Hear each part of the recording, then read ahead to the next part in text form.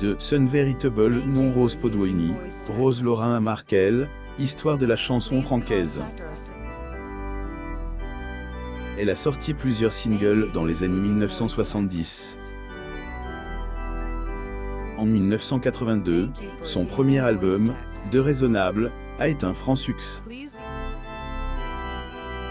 On y trouve le titre Afrique, vendu à plus d'1 million d'exemplaires. De son vivant, elle a collaboré avec de grands noms à elle, instar de Jean-Jacques Goldman, Pierre Palmade, Francis Cabrel ou encore Yves Duteil. Elle a également joué dans plusieurs comédies musicales telles que Les Misérables et L'ombre d'un Jean. Après avoir interrompu sa carrière à 2 reprises pour des raisons personnelles, elle a malheureusement été emportée par une longue maladie. Retour sur son parcours et les circonstances de sa mort. La chanteuse Rose Laurin. Photo. Getty Images. Mort de la chanteuse, sa voix sensuelle et grave a marqué les esprits.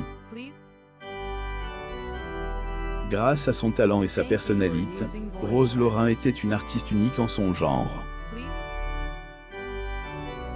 Devenue une véritable icône de la musique, elle a perdu son mari en 1990.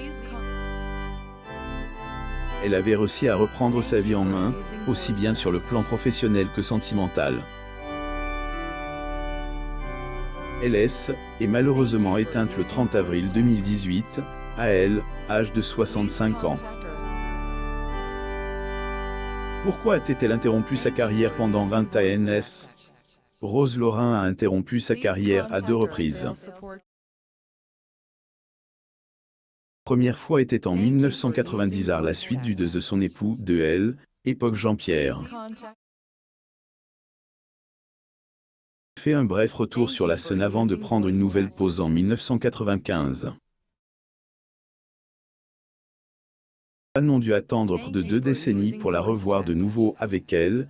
Album ADN, sorti le 17 avril 2015 dont les 10 titres ont été écrits par Pierre Palmade.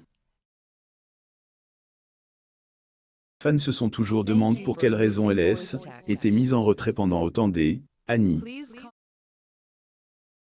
Ayant toujours refusé de parler de comeback, elle avait expliqué son absence à tes loisirs en 2015. Je ne suis jamais partie, je ne fais pas mon retour. J'attendais juste de trouver la bonne équipe qui me sortirait de mes oliviers et mandariniers. Son retour était une preuve qu'elle a fini par trouver des personnes de confiance dont Pierre Palmade. Elle a rencontré humoriste sur un plateau de télé, et il lui a proposé ses services. Est ainsi qu'est née leur collaboration. Son ex, l'amour de sa vie. Il y a un homme que Rose Laurin a jamais pu oublier, c'est bien Jean-Pierre Gousseau. Il était son compagnon durant plusieurs années, mais il est déterminant dans le succès de sa carrière. Est en effet le compositeur qui a écrit le premier album de Rose Laurin, celui-là qui a été certifié disque d'or avec le tube Afrique, et qui a propulsé sa carrière. Elle, artiste d'origine polonaise, et d'abord fait connaître dans les années 70 comme chanteur et compositeur. Et par la suite il a priorisé la composition, et a travaillé avec plusieurs artistes de renom tels que Fabienne Thibault, Dalida, Nicole Rieu ou encore Céline Dion. Évidemment écrit quelques-uns des plus grands succès de sa compagnie dont Afrique, Cheyenne, Quand tu pars, Kalimba ou encore Danse-moi. Après 15 ans de vie commune, ils se sont mariés en septembre 1988. Leur idylle va interrompre avec la mort du compositeur le 25 juillet 1990. Son compagnon révèle sa maladie. La nouvelle de la mort de Rose Laurin avait été annoncée à elle, AFP par son dernier compagnon Christian Souly, en ces termes. Elle avait rêvé une autre vie en interprétant pour la première fois dans le monde la comédie musicale Les Misérables. Elle vous a fait danser par millions en cran, Marc F. Rique, et en chantant Marc quand tu pars, la flamme de Rose Laurin vient de éteindre à la suite une longue maladie à laquelle elle résistait encore sur la scène du Cabaret Sauvage en 2016. On ne connaît pas la nature exacte de cette maladie, on sait tout de même que il est AJD, un cancer.